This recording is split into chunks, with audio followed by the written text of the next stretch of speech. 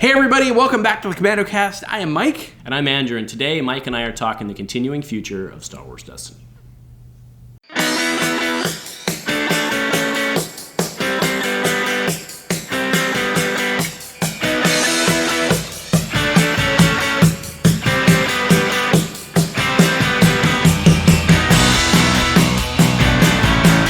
All right, guys. Hey, welcome back. So what Mike and I are talking about today is really just the future of Star Wars Destiny. And what we're specifically referring to is the Continuing Committee, or Mike was saying that they've changed the name, but we can't remember what it is. I can't remember what it is, but... So in short, a couple weeks ago at this point, Steven Lanza came out and said, hey, we've set up the Continuing Committee. Mm-hmm. There'll be a group of us working on developing new cards going forward. Mike Gem from the Hyperloops has also been very vocal in terms of, basically it sounds like from what I've gathered, he's kind of taken the OP side of things under his arm and he's stroking it, sure. And, right, making it his baby. And that's very exciting, right? So we have people in the community who've been, they've delivered consistently for the entire life of the game. Sure. There's no question in my mind that Mike Gem will be able to project manage the S out of organized play, right? Whatever that ends up looking like. And it also looks like they're looking for feedback, which is a good thing. Yeah. We don't really have an outline for today. We have kind of a thesis statement, but really I just wanted to chat. So, what do you think about? Do you think we can do it? And by we, I mean we, the community, not Mike and I. Do you think we can do it? We've continually talked about on this channel about what your condition of success is. So I think it's super important for people, and this is hard because we're such a large community, but what is the condition of success for the continuation committee? Can that success criteria be growth? I don't think so. Can it be sustainability? I still don't think so. I don't think they can go, hey, we're going to keep this game just as strong as it was 6 months ago. Mm-hmm. So that's fair. Yeah, if the condition of success is we're going to provide twice yearly OP support and organize a once-a-year Worlds, I think they can, and I think that would be a huge success. And it would be something that I, as a player and a tournament and a community organizer, would be down with. Like I can get excited about Destiny for 2 times a year, for OP events and once a year for Worlds, and who knows how many TTS type stuff we do. But yeah, I think if given the right scope, I think it can be very successful. Mm-hmm. Yeah, and actually, so you brought up an interesting thing with TTS, right? A lot of people, I think, have been saying that the life of the game the future may just be on TTS because of how simple it is, mm-hmm. which I think is true. I do have to say, though, I'm a little concerned, or not concerned. I have my curiosities of, there seems to always be something with these games of quote unquote having skin in the game, in that you've put a financial investment into the game. Right. So do you think that, you look at something like one of these free to play games, right? There's people that pop in and out of that all the time, and they don't really add to the community, and could potentially, in a community like ours, even detract from it, right? Sure. Mm-hmm. So do you think that having it live, let's say that in 2 years from now it lives only as this imaginary thing, it clearly won't be what we have today. Sure. That's clear. Right. But do you think that it can succeed in that format if it's only... Do you think that Destiny can succeed if you don't get to do this? Right? Sure, yeah. I also realize that, what that probably looked like on camera, but I was rolling a die, to be clear. Right? So again, with the correct success criteria, yes, I still think that it can. Even just on straight up TTS. Just straight up on TTS, and the reason is, Artificery has successfully, even in the face of being told not to do it, has successfully run 14 or 13 seasons of TTS League with actual cash prizes mm-hmm. on there. And somehow the 15, 20, 25, 30 people that have taken part in each season have somehow managed to organize their own playtime. The way that works is you have 5 weeks to play 10 games. And you organize your own games. There's a little channel looking for games. I'm going to play you, and I'm going to play you. And so I think, yes, I think it can be. Is it going to lose something? Absolutely. Well, of course. Right. Yeah. But we've already talked about that. It's not going to be the same. But all the people that I've met in real life at these tournaments and at, different things, and the people that have interacted with us on the channel, I start to recognize them on TTS though, too. Like I can. It's not just playing a faceless person anymore. When and it's probably easier for you're way more active in Discords than I am, so people use the same handles, and I don't know all those handles, right? And I would say you're probably as far as definitely minority. The hyper active, like the people that are into the game, you're in the minority. But there's a whole subsection of the people that buy this product who are about to be completely left in the dark if it goes to TTS. They have no idea what TTS is. Right. They don't know how to use it. It's cumbersome. Probably it's ugly. Don't want to. Right. Correct. So, I think doesn't mean that we should say screw them, because that's in fact the antithesis of what we're trying to say. I think in 10 years from now, if people are still playing Destiny, it will probably be 80% of that Destiny will be played on TTS. Sure, because there will be 100 people across the globe really into it. We won't be able to get together at that point. Right. Yeah, I mean, that's fair. Okay, I mean, like I said, that was just a concern I had, was that, when I, like I said, I logged into TTS, well, I said on the last cast, but I logged into TTS last night for the first time in a long time. Mm-hmm. Played my first game with blank cards because it was still loading. That was super fun. But, I used to be log in and there'd be 20, 30 games on there. And last night there was only 7 or 8, maybe. Yeah. Right? I mean, that's...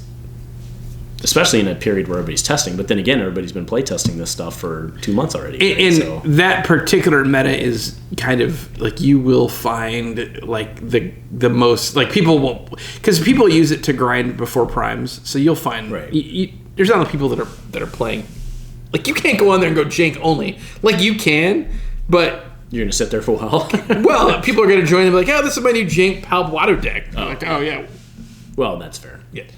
All right, so next question I have for you then, to kind of driving towards our thesis statement, is do you plan on getting involved, do you have any desire in getting involved in the continuing committee? And by that I don't mean join their Discord, by that I mean actually get involved in designing cards. And by desire, like, obviously everyone's like, heck yeah, I want to, but like, I mean from a fundamental, like, actual, am I going to take the step to join the continuing committee is what I'm actually saying. No, mainly. Well, and I think we've talked about this a lot. Like, I have the same issue that you do. Like, it's really about time. Like, it's the same reason why we just haven't designed our own game and started playing it, because it's way easier to spend. Well, I actually have, but we haven't started playing it. But I'd rather spend $200 and get a game that's ready to play than 200 hours. Right. On a game that's not. But what do you bill out per hour? It's not bad. It's more than $1. Correct. Yeah. Yeah. So that what's your thoughts on that? Well, and to be fair, that was probably a bad setup. So basically, Mike and I's thesis statement, and we each have our own, our collective thesis statement. We each have our own stances on it, obviously, because we're individuals. But basically, our thesis statement is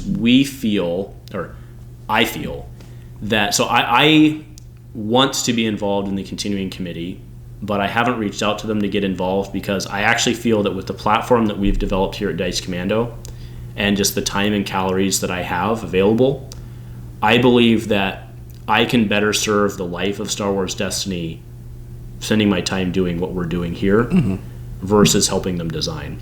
And that's not because I don't want to get involved with the individuals. Like, that's not the case at all.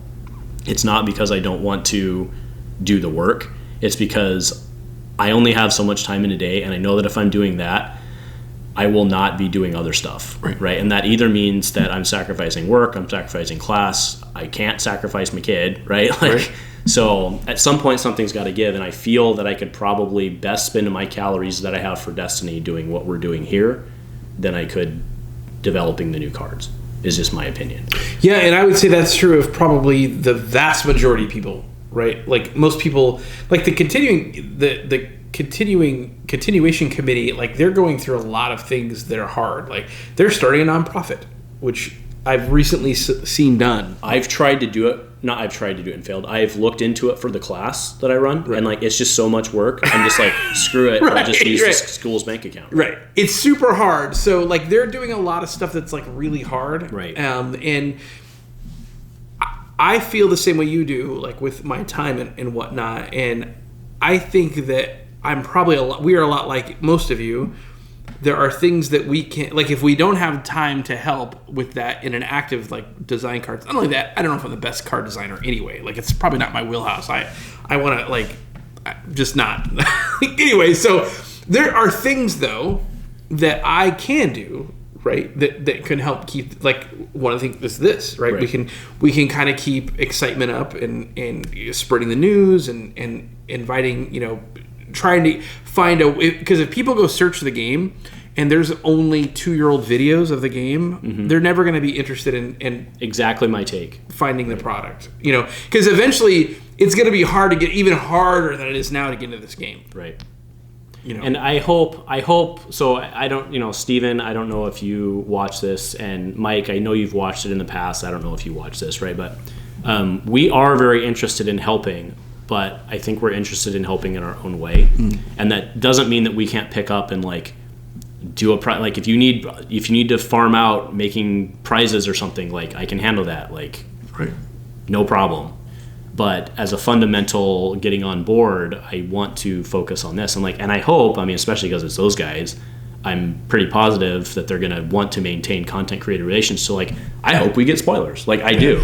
Imagine how cool that would be if these people put all this work in and all this design work, and we still were able to spoil a set. It would be like the game was still, that is a living game's behavior, and if they emulate that, that's what I hope. And I'm sure that their expansions will be 20 to 25 cards, stuff like that. But we are here to help in the capacity that we are, and also we don't want to play in your sandbox. You don't need 5 more people telling you why your card design's wrong.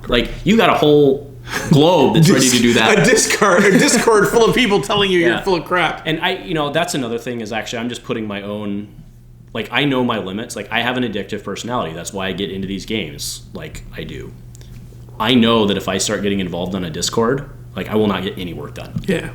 Oh, right? Discord is really bad on productivity. Right. So I don't want to be on a Discord of the continuing committee because I actually have stuff to do. Right. And not that the rest of you don't. That's not what I'm saying. I'm saying I know that my limits, and I know that if I was getting a buzz in my pocket every 3 minutes, that it would probably not be good for my job. Right. So anyway, I think I've dug that into ground, but we do want to help. We're here to help. We're here to I should say we are here we are here to support. Yeah.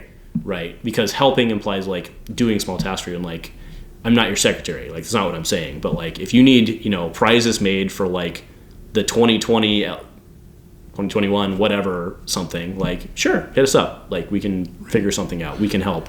And I think that's interesting because us talking about how we can, what our capacities are, there's a lot of you who don't have a camera, but you're still doing what we do, which is organizing your locals and getting people excited and teaching new people the game. What I took from our pre-discussion before we started the cast was, I think you need to find what you can do if you want to be involved, but eventually, they can't have everybody on the committee. Right, it would become cumbersome. Right, you have to let the people you got to let the smart people work sometimes, and then but the rest of us we can help in different ways. You can help by still introducing people to the game. Letting people know that, hey, I know the game is no longer officially supported, but we're still going to have X, Y, and Z this year. Whatever that is, I don't know. I'm assuming one of those things is a Worlds tournament. So those are the things that we get to do and kind of be part of. And even if you want, if your gift is creativity, right, but you're not on the committee, don't feel like you can't create. There's nothing that says that you can't make a Mara Jade character and mock up the card and introduce it to your local and have fun with that.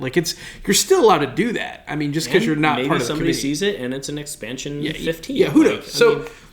Just find. That's probably my advice: is find what you can do. Find what your gift is, and be willing to do it for the game if you're interested. And this game's about to shrink by about 80%.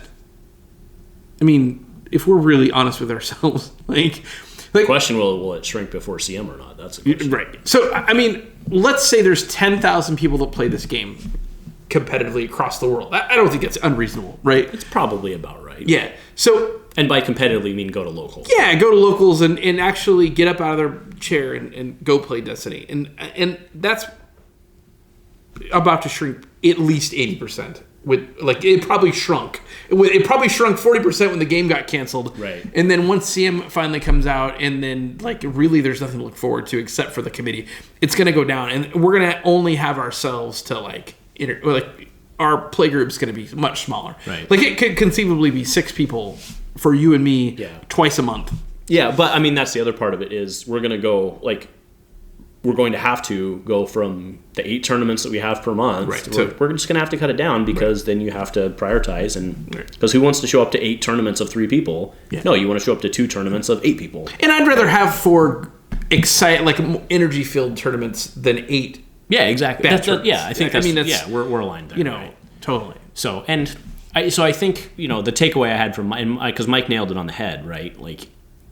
Because the community is getting smaller, the only way that we're going to be, this is not some romantic notion, right? The only way we're going to survive is if everybody's going to have a job to play in some fashion, right? And you don't have to be the leader, and I think that's hard for a lot of us, especially those of us who are very passionate and involved.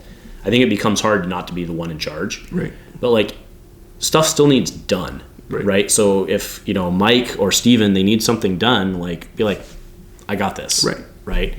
And I don't think that there's a space in which you can, moving forward, I don't think there's a space in which you can be just a consumer.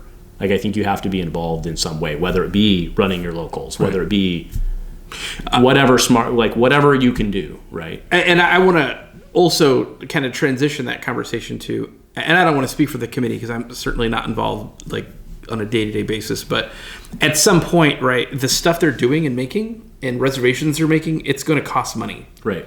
And when you talk about skin in the game, we are going to have to probably donate money, right, to... Yeah, whether it be donation in terms of actually just donating or whether it be paying $100 for a Worlds ticket, which under today's circumstances, you'd be like, that's insane. Right. But when you think about it, could support the game for the next year, right? So that's another thing is you may, if you can't do anything else, your time is tapped, right? You've got 3 hours a week to game and everything else is consumed by volleyball practice, family, and work. Then maybe the thing you can do then is to faithfully purchase the sets and buy your World tickets, and I'm sure they'll have to do I can only assume there's going to be some sort of crowdfunding here. Probably the most effective way to do that's a Patreon, I would think at this point in time, right? Have the continuing committee Patreon, but then realistically and again, this is their sandbox. And we're cloud talking right so now, right? Realistically, they're probably going to have to publish financials. That way, people don't feel like somebody's taking it, because that's going to be the first argument. Is the first Worlds tickets are $125, and everyone and then your community goes from 80% to 90%, right? And if you're an actual, and I had a conversation in Discord about this, and I asked, hey, is the committee going to form a 501c3? And the question was, no, we're going to do a 501c6 or one of its ilk. So that just means that I think that means they don't have to have the committee meetings. Oh, okay. The board meetings. Yeah. Sorry. So I think. But the strength in that model is if they go through all that work to do it, what it means is everything is going to be above board. Mm-hmm. It has to be the what you have to do. You can't collect any. Those of you who don't know anything about nonprofits, a nonprofit can make money. Mm-hmm. They can turn a profit, but that profit has to be completely turned back into the organization. Right.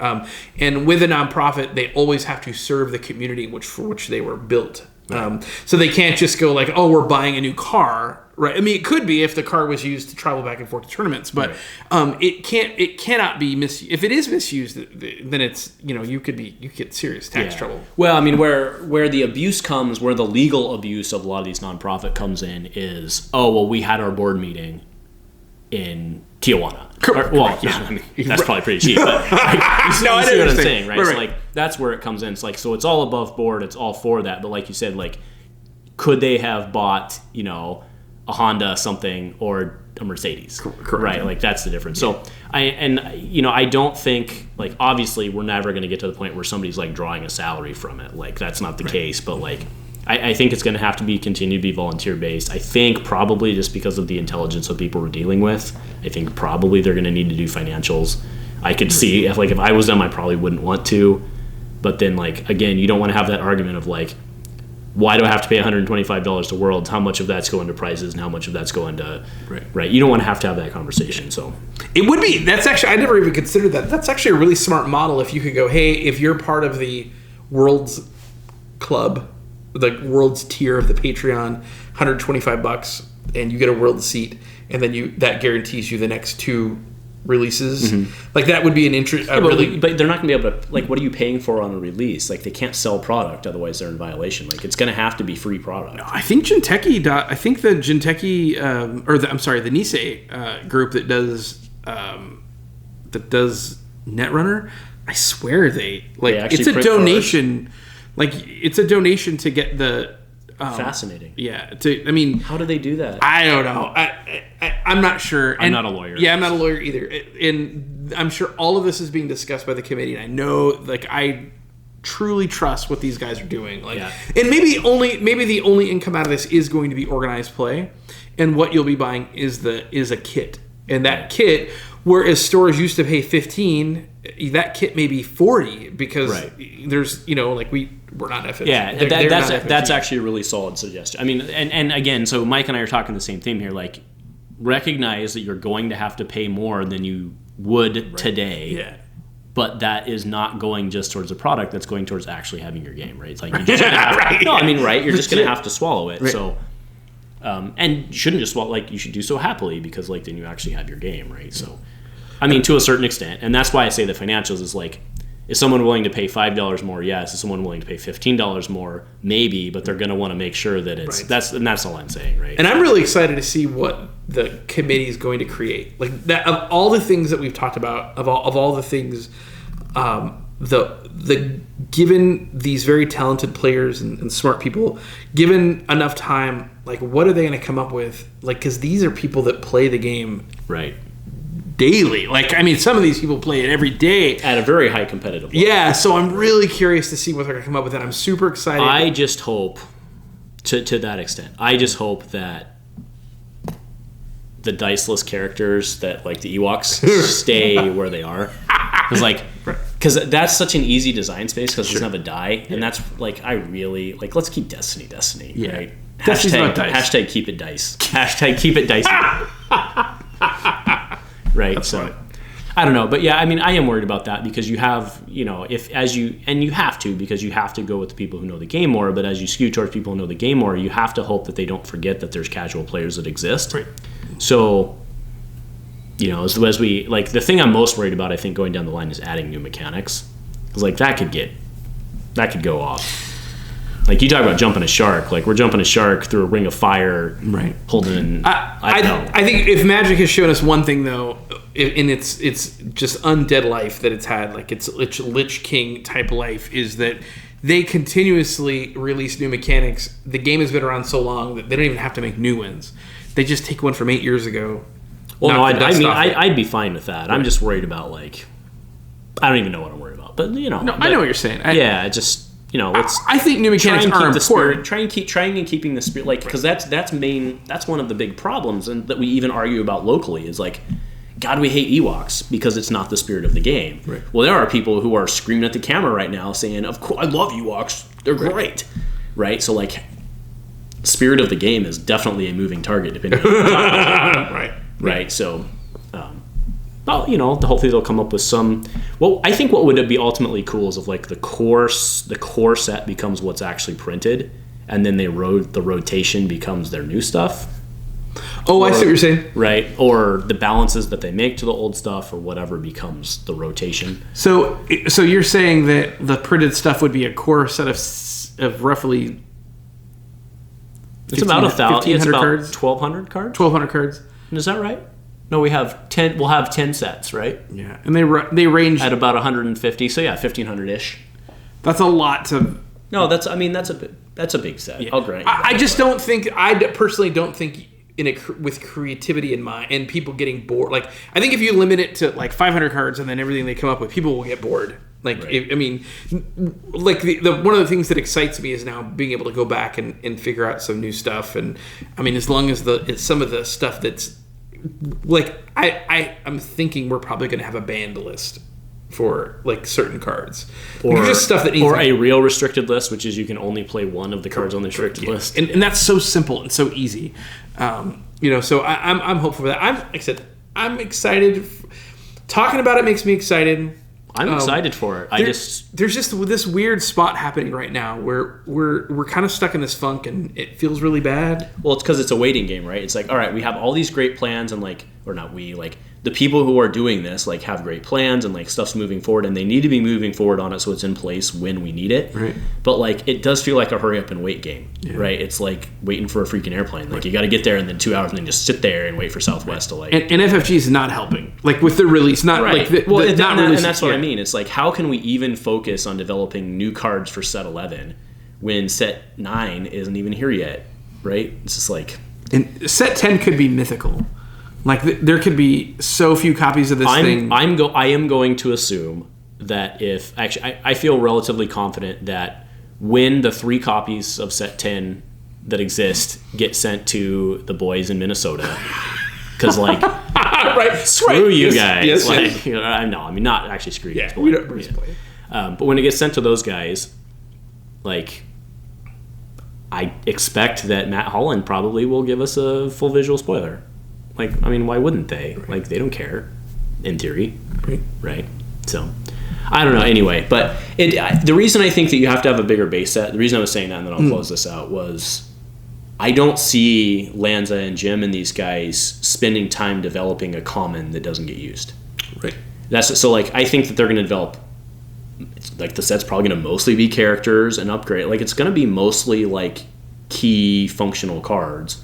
Or cards to support said thing that they designed. Right. You're not going to have a field medic, right? So I think you need to have. Yeah, why spend the energy when there's already a field medic? I mean that's what I'm saying, right? Right. So like, because like, so I recently started playing Magic Arena again, right? And like I look at the new set and like I'm coming back to Magic after 2 years, and I'm like, well, I don't know that card, but that's Llanowar Elves. Right, and like, yeah. That's Kadama's Reach. Like, I haven't really seen that. Like, why are we doing this, right? Like, why are we making the same card that is the same, like, Naturalize, that's the one. So Naturalize blows up an enchantment. Green, it's a colorless green, it blows up an enchantment. Like, there's like 19 versions of Naturalize. Like, why? Like, just field medic, it's fine, right? Just keep it legal. So, anyway. Yeah, I don't know. In short, like, I think the game has a future. One of the prizes that I saw talked about or floated around was actually playing boards, like the ones that we roll on. Okay. So to that end, I'm going to be making a video very shortly of my playing board. People have been requesting it forever. Oh, like the like my dice rolling board, like with the tray. Okay. Right. So I'm going to make like the Commander, the Dice Commander one we play on. Oh, okay. Yeah. So I'm going to make, because people have been asking for that forever and I haven't wanted to do it. I do think, I'm biased obviously, but I think my design is actually the best one out there.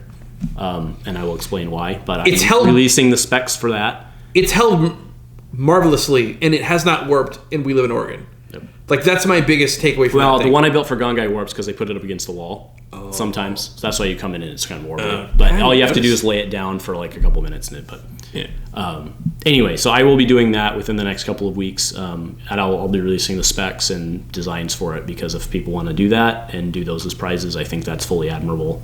I love playing on that thing. Yep. So I do wish we'd gone with different colors other than the blue. But it's become partial to me. So. Yeah.